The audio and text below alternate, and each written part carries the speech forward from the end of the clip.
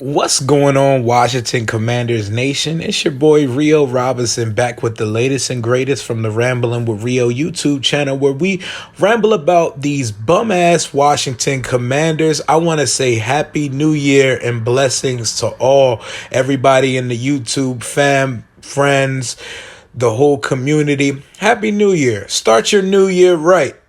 As fans of this team, you already know we wasn't going to start the new year right, but we at least had optimism, fake optimism and dreams of a reality that will finally turn in our favor. But Happy New Year to everybody. We're going to get to this 24-10 shit show embarrassment of a game. I have a bit of a rant to go on, and I have many bones to pick. Carson is definitely going to get this ether and this smoke. I'm also going to ether myself, because I deserve some smoke as well. But I just want to say, first and foremost, we're going to start off with some positive notes about the game today. Today, I took my son to his first football game. I'm one of those fathers. I do not press my passions on my children. I would like for them to join in on them, and I would like for them to show some interest in them, but I don't force them on them. My son likes to do better things on his Sunday. He likes to go to church with his mother. He likes to game with his friends or go outside and do kid shit and have fun. How a Sunday should be spent. So for the sake of his heart, soul, and mental health, I've never pressured my son to go to a football game with me. I usually go by myself and just meet a bunch of people at the game. I took my son to his first game today thanks to my guy, Charles Massey. Shout out to my guy, Charles Massey, in the comments. He blessed me and my son with his tickets because he wasn't able to go today. I had sold my season ticket seat already, and he blessed us with these beautiful 50-yard line seats where we met some awesome people, and the energy was immaculate and the vibes were so well. My son actually, after that game, said, "I've been missing out on football." And to that, I say, Rio, you have to be a better father, because he had a great time today and the vibes were amazing. Why would you choose this team on your own, son? You could do better, son. Little Rio. Do better. Don't do this to your heart, your mind, your body, and your soul. But spending New Year's Day with my boy, and he got his face painted. We won field passes. We got to go on the field before the game. It was amazing. The whole pregame, everything they put together. Joey Kobe Bekovich, your side of the organization, the side that handles the hospitality and the things that take place on Sunday.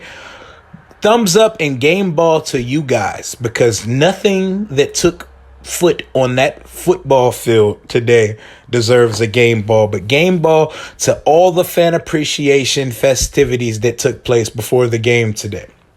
Now let's talk about it.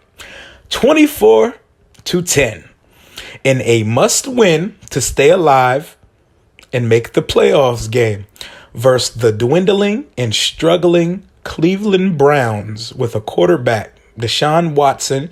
You may know him as the Massage Menace of Cleveland, formerly of Houston. He came into this game with 700 yards, 2 touchdowns, and 3 interceptions. He hasn't found his footing yet. But like I told y'all, Washington is the ultimate slump buster. So when you are struggling, we are exactly what you need. We are the medicine. We are right on schedule to fix you. And no, Deshaun didn't put up gaudy yardage numbers. He put up a little slight 170, but it was effective. He was 9 of 18. That's 50% completion percentage. But 3 of the fucking passes were touchdowns. And Amari Cooper went absolutely berserk on our secondary. And just like Kendall Fuller's hands on the back of his jersey when Cooper cut him up and broke the tackle and tight-roped the sideline for that touchdown up the visitor's sideline, our playoff hopes immediately went out the window. And not only the hopes, it's a reality as Green Bay is handling Minnesota right now. But the real answer, we won't even get it, because we need to blow this whole fucking operation up from top to bottom. We already know the owner needs to go, and he's on his way out. In the next 6 to 8 months, he's going to get a $7 billion plus check, and he's going to be on his yacht watching IMAX movies until oblivion and be the richest motherfucker ever. But speaking of movies, I don't normally go back to movies I don't like. I don't rewatch movies I hated. I don't go watch movies where I hated the ending. I don't watch shows where I hate. I don't go back to them. I don't frequent them. I don't return to them so I can feel that feeling again. Being a fan of this team is pure insanity.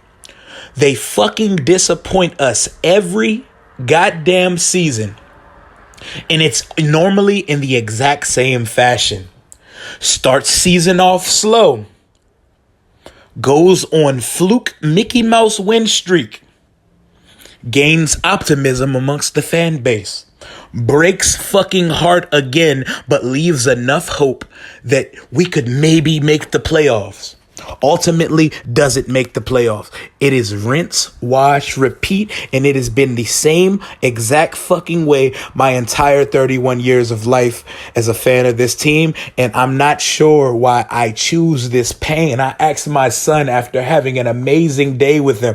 Honestly, all these feelings, I got some tweets off in the car on the way back, but I had such a good time with my son. I was like, I'm not going to let them ruin this New Year's Day I had, because I've had a rough December and I want to go into 2023 with all good vibes. So I waited until my son was picked up before I could really get my shit off. So it's time to get to the shits. Carson Wentz, Ron Rivera, Scott Turner. Let's start there. 24-10. Touchdown through zero. The quarterback threw 0 touchdowns, 3 picks. 37 quarterback rating. Ron Rivera, Scott Turner, Carson Wentz. None of you deserve to have jobs in the National Football League. Not as coordinators, not as backups.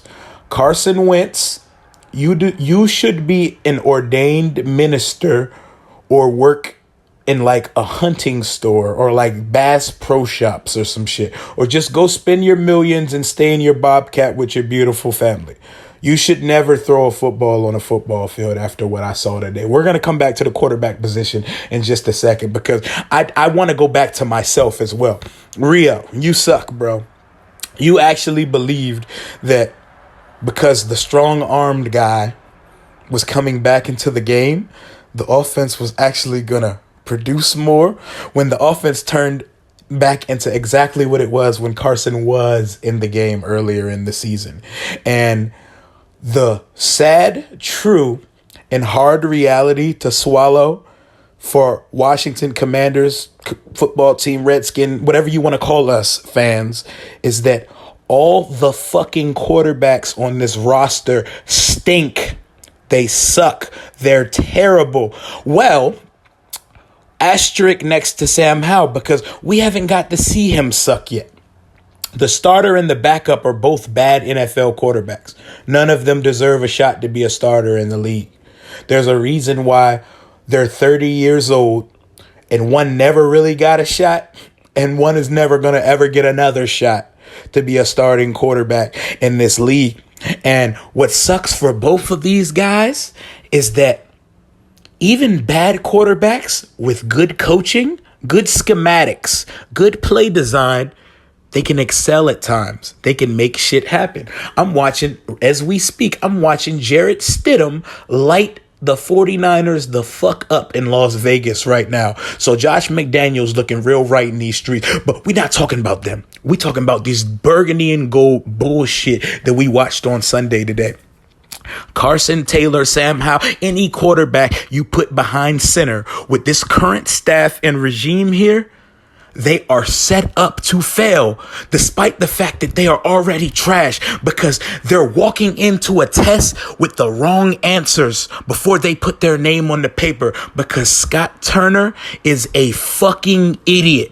He's the worst play caller, play designer, schematically deficient offensive mind in the NFL, and he is only getting NFL paychecks because daddy was an NFL coach. Daddy was a very successful coordinator, not that successful as a head coach, but because my daddy was a coach a long time when, I'm going to get a job because my last name is Turner. He is honestly, it almost feels like Scott Turner tries to outdo himself and see if he can call a worse game plan each week, because they get worse by the week. It's the most predictable shit I've ever seen.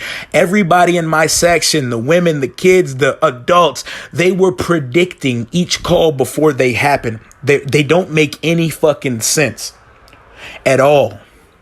We have a bell cow running back. Apparently, he must have been injured or something, because he didn't get the first carry of the game. We had a 4th and 1 situation. We have a 6'6" quarterback and a tank starting running back. And we didn't pound it up the middle for a quarterback sneak or duo. We ran a fucking toss sweep against a good defensive front. Scott Turner, I don't know what your other hobbies are in life. If you would like to be an offensive coordinator in this league, I promise you, you should coach Pop Warner or middle school football. I won't even say high school, because in a lot of counties, he won't even pan out there. I'm telling you, them boys, I went to Freedom High School. You would not call a game plan that could beat Freedom High. They would beat you by 100 points today. Shout out to Freedom, by the way. Scott Turner, you're a buffoon of a play caller, and you do not deserve another opportunity. Sadly, the way that the good old boy NFL works out, your daddy was a coach, so he'll get another opportunity. He'll probably even get an opportunity as a head coach. Cliff Kingsbury failed as a college coach and managed to parlay that into an NFL coaching job. I'm sorry. I'm not going to make this a political thing, but when you got the nepotism name that fits the situation, and you got the right skin tone, opportunities open themselves for you regardless. We're not even going to take it there, though, because we don't even need to go there, because this team it's simply put. Let's go back to the quarterback. Let's go back to fucking great value Prince Harry. 0 touchdowns, 3 interceptions. 37 quarterback rating. I've watched a lot of Sundays of bad quarterback play here. I've watched Rex Grossman, John Beck, Danny Werfel, Shane Matthews. I've watched the Jabram Hamdens of the world. I've watched... I don't even need to go through the whole list, bruh. It's been fucking terrible. We've had like 44 starting quarterbacks in my 31 years of life. This is a bottom. I thought I would never see a quarterback performance as bad as Robert versus the Tampa Bay Buccaneers in 2014 when they came here. And then I saw it today, and I saw it in 4K on the 50-yard line, 20 rows back with my son. This takes the cake. This is the worst fucking excuse for a quarterback performance I've ever seen. The play calling was terrible, but this nigga's first throw was a fucking interception. The other two were stupid ass desperate heaves trying to get something going, but he never got anything going. Literally, the only reason why we scored a touchdown in this game is because we went on our normal Mickey Mouse drive where we take a whole quarter of offense away from the other team, because we have to play keep away, because our defense is only fool's gold good. They're not good. Oh, speaking of game balls, I'm jumping around right now. I'm very sporadic and erratic after this. I have a lot of thoughts going on. We're not sticking to schedule or bullet point topic jumping or anything like that. I just want to get this out. Deron Payne, you do get a game ball. You had 2 sacks today. You have 11 and a half sacks going into our final week of the season. 11 and a half sacks for an interior defensive lineman is fucking incredible, and everybody should give him a fucking round of applause for that. You're a baller. You deserve all the coins you're going to get. I'm positive we're going to botch it and play the franchise cha-cha-cha game that we played with Sheriff and Kirk Cousins, and we saw how both of those ending work when clearly you deserve a long-term contract. But when you play for such an impoverished, disgusting, egregious embarrassment of a franchise, they don't get things right. Things don't go right for this organization. Carson, you're a man of faith. Parlay that faith into an ordained minister position, bruh. Football is not your sport. Let me tell you something else before I move off the quarterback position. Two things can be correct. Two things. Taylor would have played better than Carson today. One thing that's correct. Second thing that's correct, we still would have fucking lost because our defense had 3 straight fucking drives in the second half where they gave up 200 yards and 3 touchdowns to open the second half. And Cleveland had 1,000 opportunities to blow us out in the first half and they didn't. We would have still lost. Matter of fact, we're going to make this a trio. We're going to make this a 3-headed monster of things that could all be true. I said 1, Taylor would have played better. 2, we still would have fucking lost. 3, and this is the biggest one for those of you who do not fucking understand this. Both of them niggas are trash. We don't have a good quarterback on the roster. We have a trash can that's 6'5". We have a 5'10" trash can with a better paint job. And we have a big 6-foot-tall question mark of a rookie who I watched play college football and was a better college quarterback than both of these niggas because Carson played D2 and Taylor played for fucking Old Dominion. I watched him howl at UNC. Was he the savior? Fuck no. Actually, no 5th round quarterbacks in the last 22 years have come out of the 5th round. 0. But he's clearly the most talented quarterback on the roster, and we haven't even got an interim or progress report on him. And you know why we didn't? It's because this sorry fucking coaching staff that we have is incapable of putting together a game plan for a rookie quarterback. They can't put together a sound game plan for 2 veteran 30-year-old quarterbacks. So you think that they could prepare a 21-year-old for an NFL game where they don't even have the fucking answers themselves?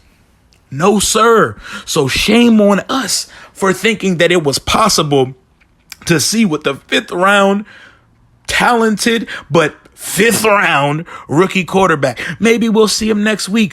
Who the fuck cares? Next week doesn't even matter. You know what we need to do next week? We need to do what the fuck we do and lose and pick where we should in the draft, which is top 12. We should be in the top 10 somewhere, but per usual, we went on the Disney Channel Mickey Mouse win streak where we went 5 out of 6, 4 in a row.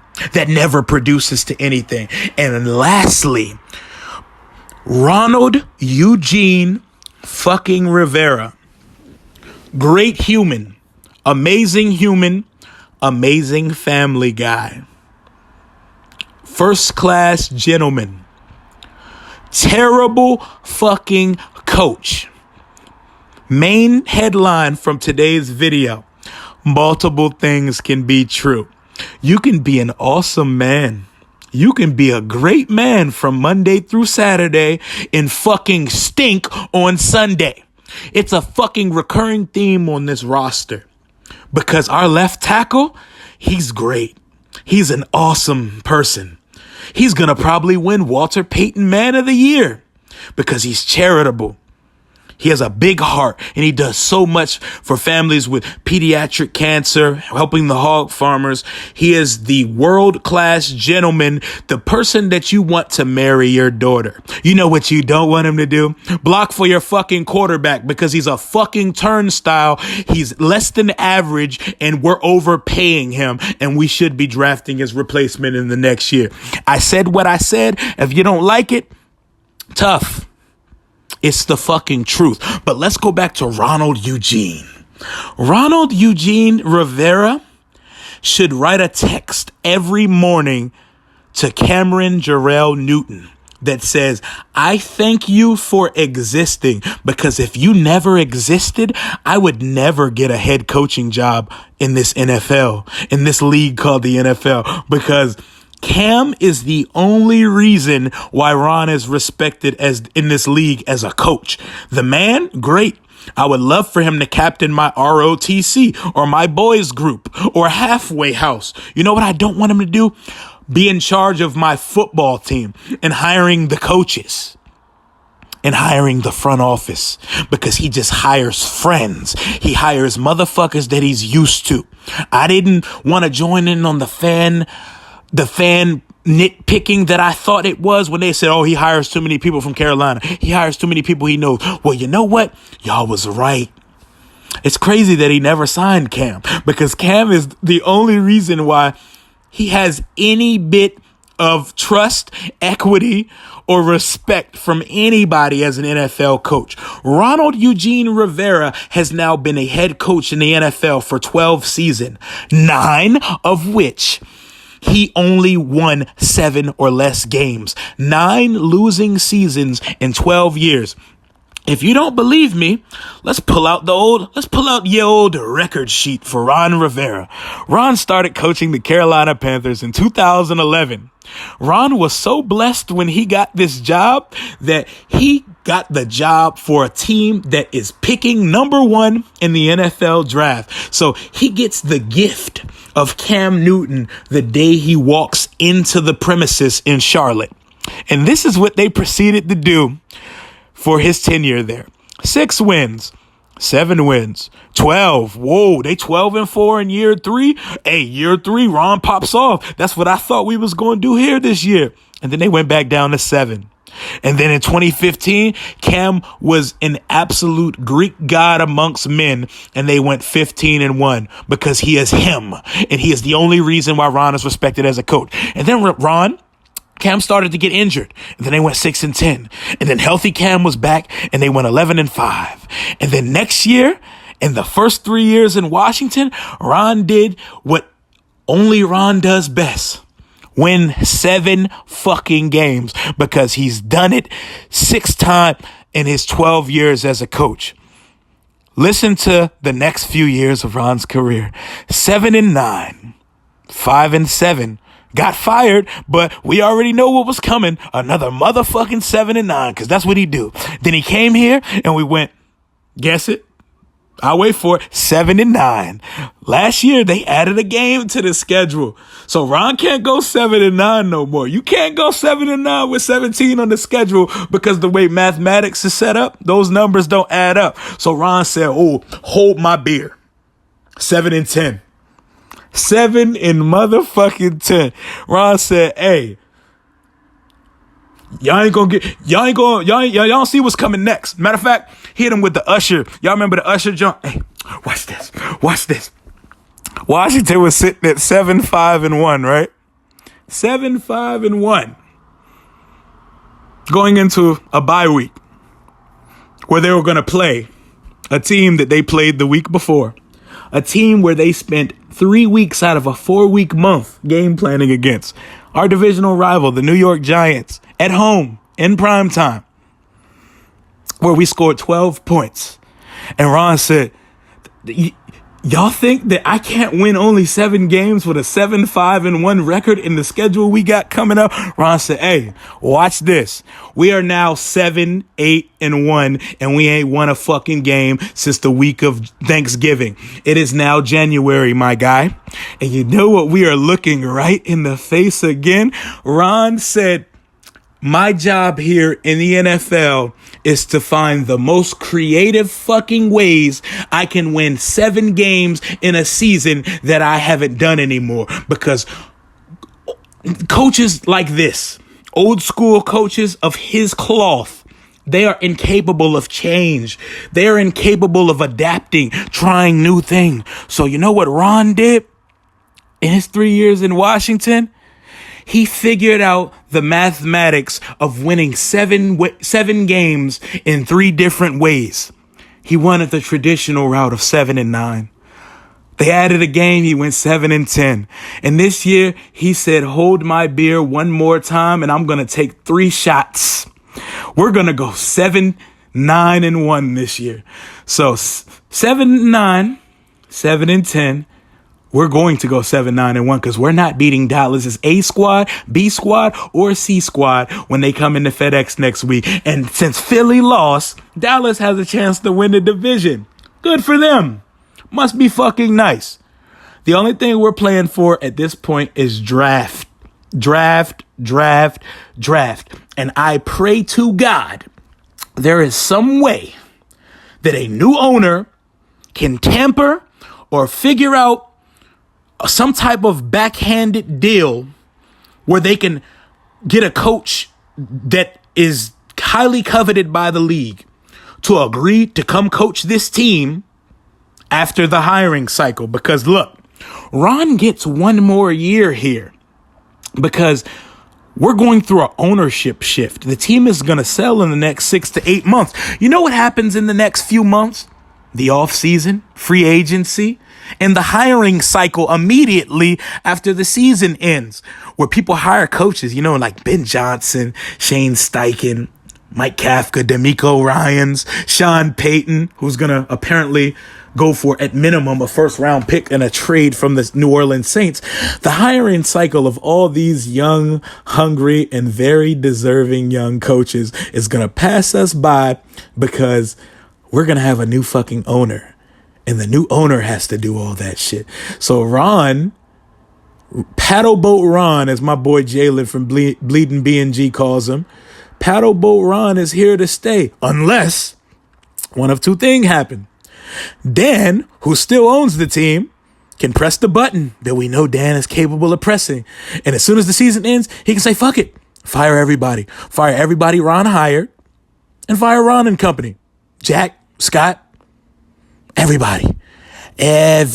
Because honestly, even though there are some decent coaches on this staff, fuck them. The staff ain't shit. Jack Del Rio still don't know how to adjust.